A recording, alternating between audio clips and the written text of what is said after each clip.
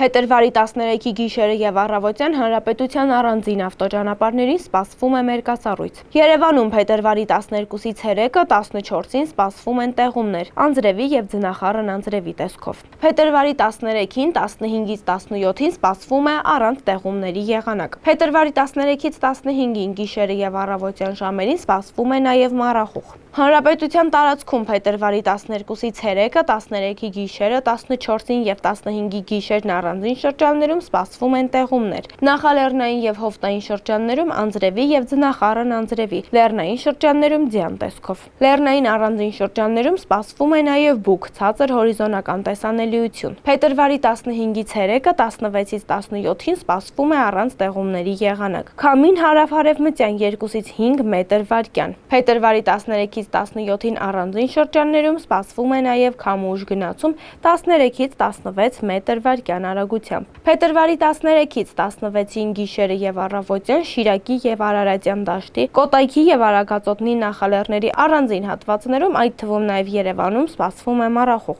Օդի ջերմաստիճանը փետրվարի 13-ից 17-ին աստիճանաբար կբարձրանա 5-ից 8, Լոռիում, Տավուշում եւ Սյունիքում 8-ից 10 աստիճանով։